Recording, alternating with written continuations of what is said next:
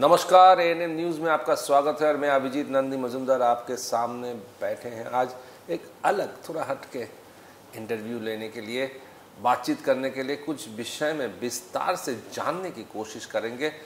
हमारे साथ बैठे हुए हैं Shri A.K. Sharma, regional director employees state insurance. आप जब सरकारी नौकरी करते हैं, खासकर गैर सरकारी नौकरी भी करते हैं, तो ESI के अंडर जो लोग आते हैं उनके क्या क्या बेनिफिट्स है उसके बारे में विस्तार से आज बातचीत करेंगे, क्योंकि बहुत सारे फीडबैक आए हैं कि इस मामले में खबर पूरी तरह से नहीं है। शर्मा साहब नमस्कार, हमारे साथ बातचीत करने के लिए, समय बिताने के लिए। सबसे पहली सवाल जो उभर कर सामने आ रहा है आज की तारीख में जी, कि इस ESI के मामले में सबसे बड़ी चुनौती, अगर 5 चुनौती की कहा जाए जी, जी। ये सबसे बड़ी चुनौती क्या है? वर्कफोर्स तो बहुत बड़ा है, कितना वर्कफोर्स है वो भी जानना चाहिए। देखिए, वेस्ट बंगाल रीजन बहुत बड़ा रीजन है।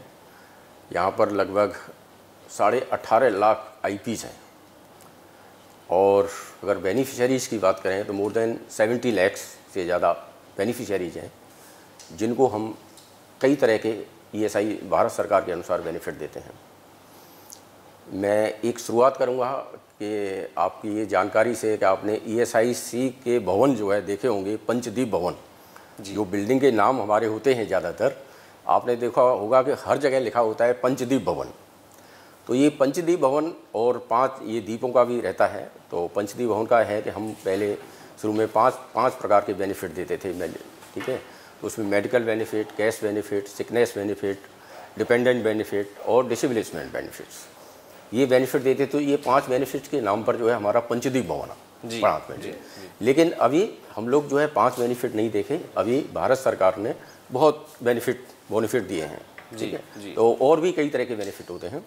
तो मैं आपको ये विस्तार से मैं ये बताना चाहूँगा, उसमें मेडिकल बेनिफिट हैं और कैश बेनिफिट भी देते हैं हम लोग, कई तरह के कैश बेनिफिट हैं।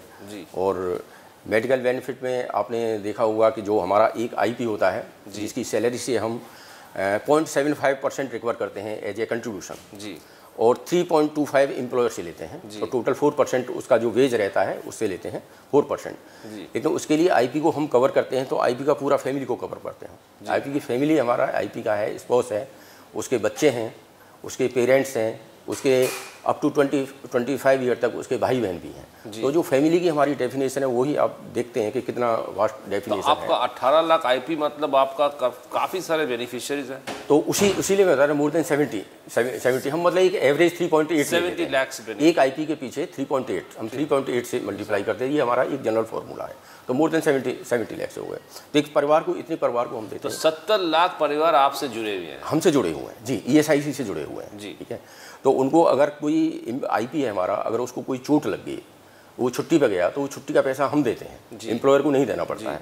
अगर किसी को कुछ, भगवान नहीं करे, किसी को कुछ हो गया जो है, अगर कुछ उसका डेथ हो जाता है ड्यूरिंग एम्प्लॉयमेंट इंजरी, तो उसको पूरा हम डिपेंडेंट बेनिफिट देते हैं। तो सवाल यहाँ पे एक सवाल करना चाहिए, किसको किसको ESI बेनिफिट मिल सकता है?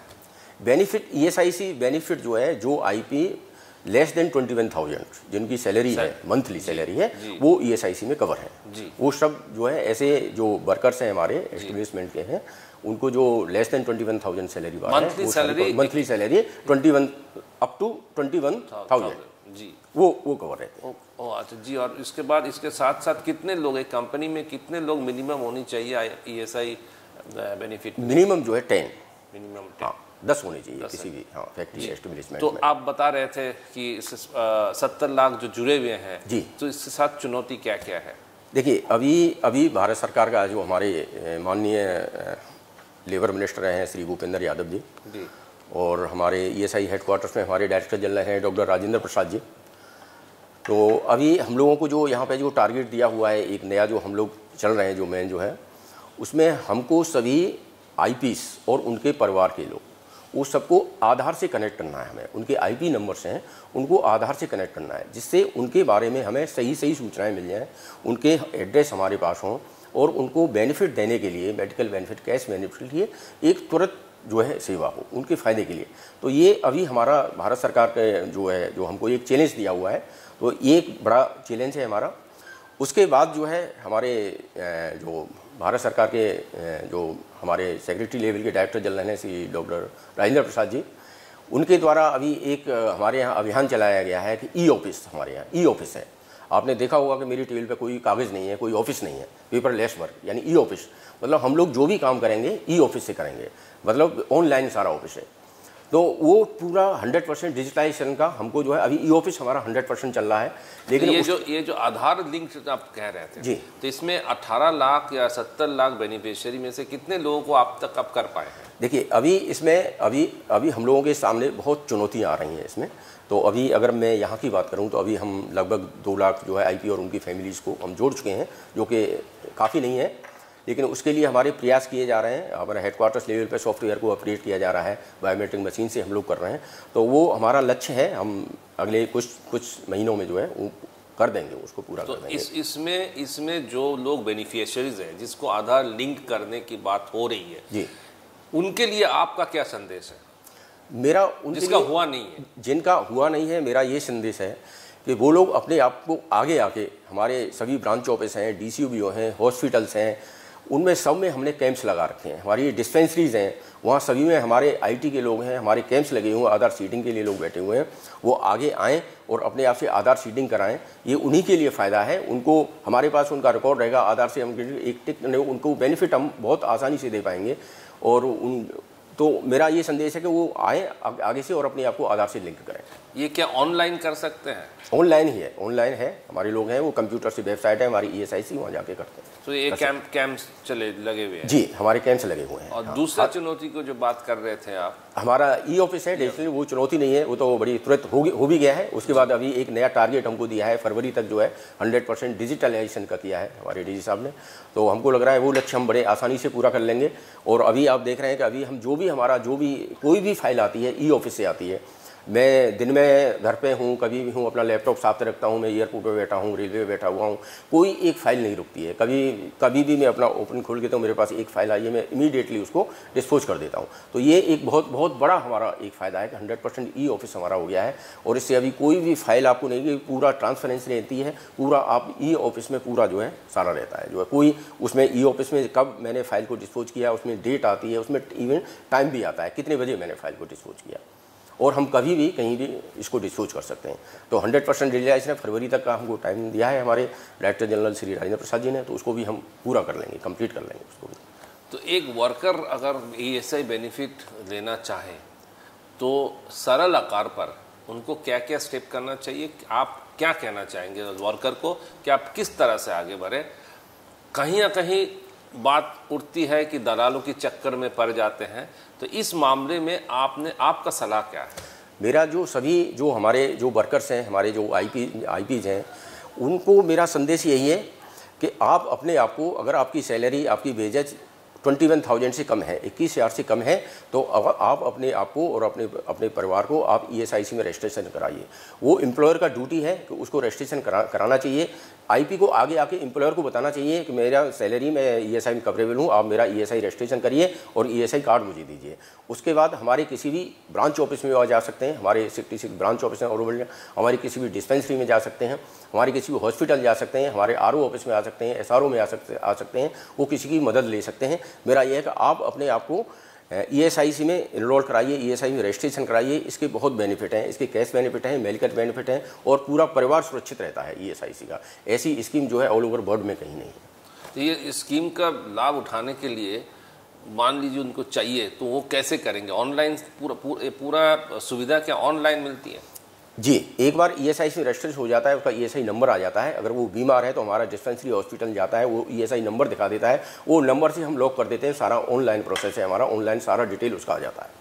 एक बार रजिस्ट्रेशन करते समय वो पूरा फैमिली का डिटेल देता है, अपना डिटेल देता है। उसके बाद वो फीड हो जाता है, डाटा हमारे यहाँ सेव हो जाता है। उसके बाद उसको ESI नंबर केवल जहाँ भी हॉस्पिटल है या हमारे ब्रांच ऑफिस कैश बेनिफिट है, उसको ESI नंबर बताना रहता है। ESI नंबर हमारा जो ब्रांच ऑफिस में है या हमारा ESI डिस्पेंस डॉक्टर्स हैं वो डालेंगे, उसका पूरा डाटा निकल के आता है। जो भी उसको बेनिफिट मिला है वो मिलेगा बेनिफिट। तो इसमें पूरा चीज़ ही फेसलेस जो आपने अभी तक बताया है, जी। रजिस्ट्रेशन करने से पूरा ये तक फेसलेस चेहरा है। आप ऑनलाइन सब कुछ हो सकता है, सब ऑनलाइन है हमारे यहाँ, फेसलेस, टोटल ऑनलाइन फेसलेस है। इसमें पूरा सुविधा वर्कर की या आईपी की तरफ जाता है? जी जी, अगर ये जरूरी नहीं है कि आईपी हमारे ब्रांच ऑफिस में आए, वो अपनी फैक्ट्री में है, जो वहाँ के ह्यूमन रिसोर्स एचआर के लोग होते हैं उनको अपना कागज़ देगा, वो ऑनलाइन हमको भेज देंगे, हमारे ब्रांच ऑफिस में आ जाएगा, डिस्पेंसरी में आ जाएगा, अगर कैश पेमेंट ऑनलाइन उसको सब मिल जाएगा। तो आप आए एक दूसरे हट के थोड़ा सा आते हैं अस्पताल की तरफ। जी, तो अस्पताल की आज की तारीख में ईएसआई की आपकी बुनियादी अस्पताल,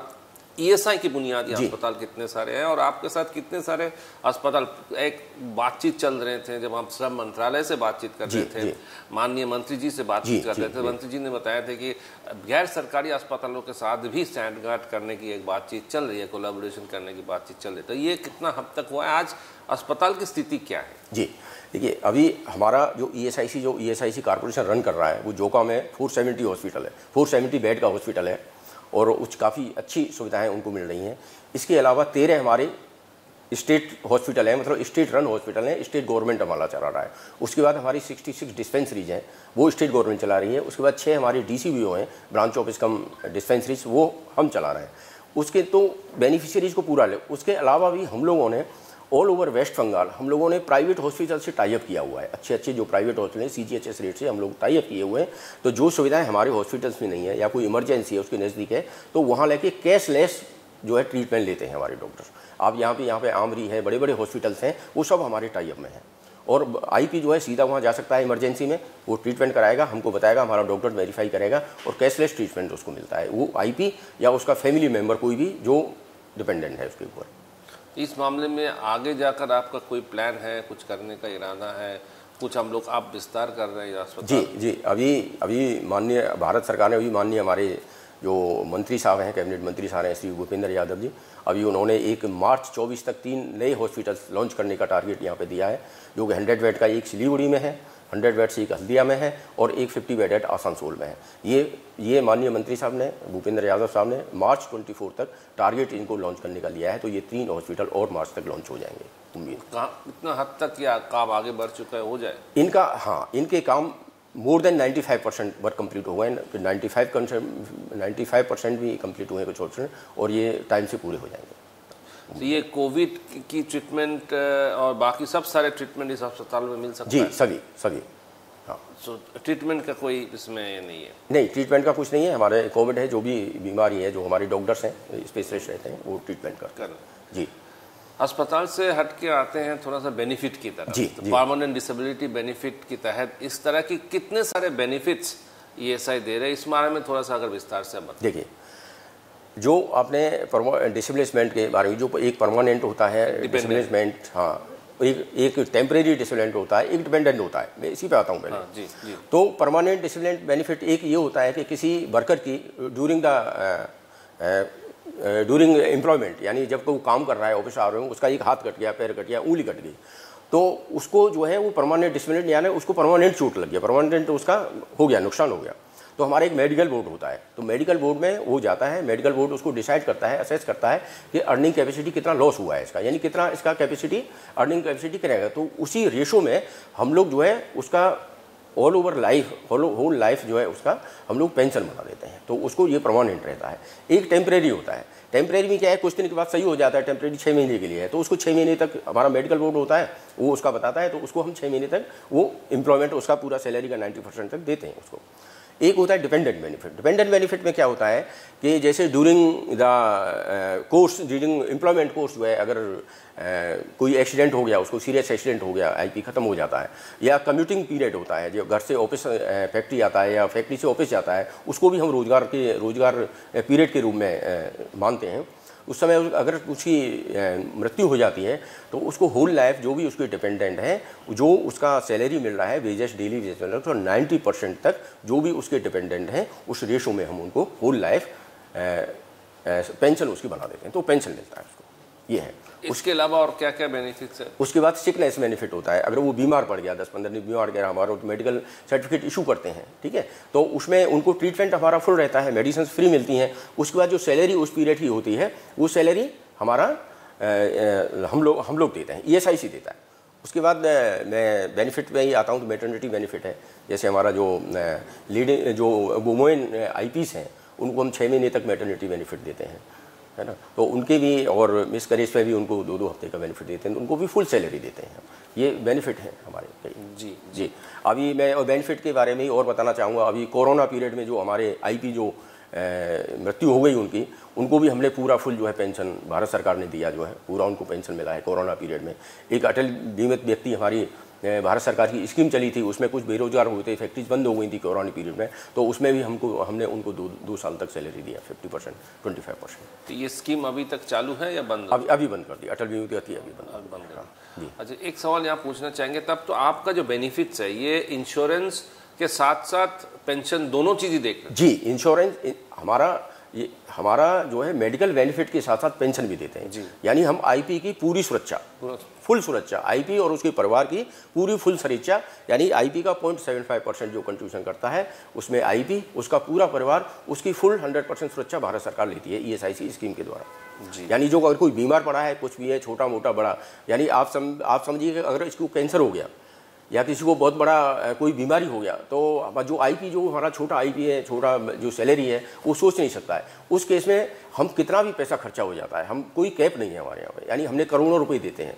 और जो हमारे इवन जो हॉस्पिटल हैं, जो कैंसर के हॉस्पिटल है, हमारी कोई सीमा नहीं है, कितना भी बेनिफिट है हम उनको देते हैं। जो है कोई भी बीमारी है, अगर एक बार एडमिट हो गया, फुल खर्चा जब तक ठीक नहीं होता है उसको करते हैं। किडनी ट्रांसप्लांट तक भी जो है आईपीज का हम लोग करते हैं। माने आप ये बहुत बड़ी बात कही कि कैंसर और किडनी ट्रांसप्लांट का कोई कैप नहीं है, जितना सीमा नहीं है, जितना खर्चा होता है उतना ही सरकार देती है। सरकार उतना देती है, कोई किसी का कोई कैप नहीं है किसी भी बीमारी के लिए। एक बार हमारा आईपी है वो, तो उसका पूरी जिम्मेदारी भारत सरकार ईएसआईसी स्कीम के द्वारा लेती है। अंत में ये पूछना चाहेंगे कि इसके लिए जो वर्कर है वो उनका कंट्रीब्यूशन कितना है, एम्प्लॉय कंट्रीब्यूशन? जी, वर्कर का हमारा टोटल कंट्रीब्यूशन 4% है, 4% है, जिसमें वर्कर का 0.75% रहता है और एम्प्लॉयर 3.25 देता है। टोटल मिला के 4% कंट्रीब्यूशन हमारे यहाँ आता है, उसी का हमारा स्कीम चलता है। उसी में आता जी जी। धन्यवाद शर्मा साहब, आपने बहुत बड़ी बात, 2 चीज़ें कही हैं कि एक वर्कर की पूरा जिम्मेदारी भारत सरकार की है, चाहे किडनी ट्रांसप्लांट हो, चाहे कैंसर हो, चाहे कोई भी बीमारी हो, इसका जिम्मेदारी भारत सरकार की है। कोई सीमा नहीं है, जितना खर्चा है उतना ही सरकार देगी। धन्यवाद शर्मा साहब हमारे साथ बातचीत करने के लिए और इतने सारी चीज़ बताने के लिए, विस्तार से बताने के लिए। आप देखते रहिए एएनएम न्यूज़ और आगे जाकर हम लोग फिर ऐसे धुआंधार इंटरव्यू आपके सामने ले आएंगे। नमस्कार।